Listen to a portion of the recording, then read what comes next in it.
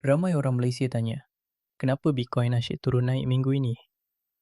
Setakat semakan semasa, Bitcoin sekitar $68,239 Amerika Syarikat, Ethereum sekitar $1,976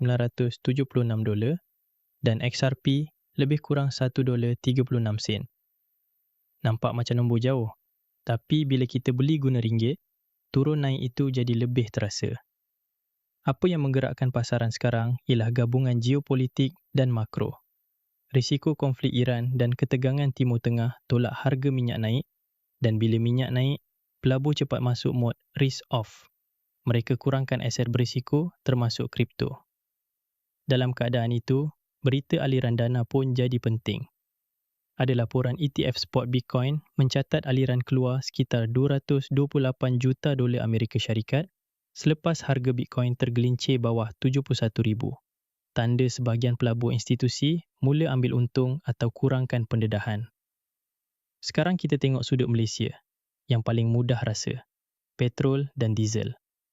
Mengikut kenyataan rasmi Kementerian Kewangan, untuk 5 hingga 11 Mac 2026, RON 97 ditetapkan RM3.25 seliter, RON 95 tanpa subsidi RM2.67 seliter dan diesel di Semenanjung RM3.12 seliter. Bila harga tenaga naik, kos penghantaran dan kos operasi naik dan pasaran mula risau inflasi. Bank Negara Malaysia pula baru mengekalkan kadar dasar semalaman pada 2.75%. Bila kadar faedah dijangka kekal tinggi, aset berisiko biasanya susah nak lari sebab kos modal naik dan orang cari tempat lebih selamat. Satu lagi lapis untuk pelabur Malaysia ialah kadar tukaran. Kadar penutup 5 petang pada 6 Mac 2026 menunjukkan dolar Amerika sekitar RM3.938 hingga RM3.948. Jadi anda ada dua risiko serentak, harga kripto dan dolar Amerika Syarikat per ringgit. Kadang-kadang harga BTC turun sikit, tapi dalam ringgit nampak lagi besar atau sebaliknya.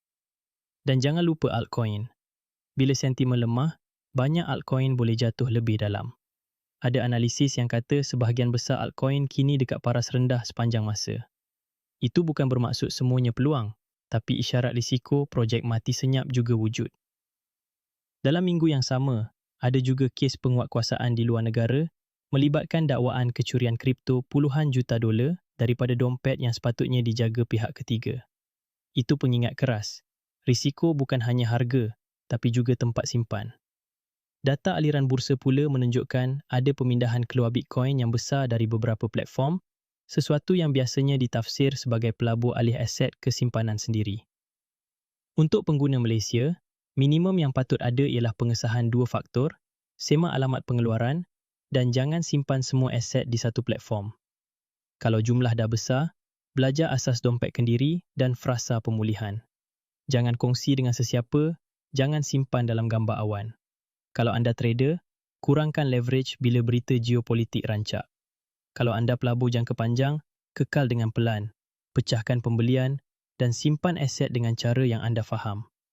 Paling penting, jangan buat keputusan sebab FOMO atau panik. Pasaran memang suka uji emosi untuk jangka panjang.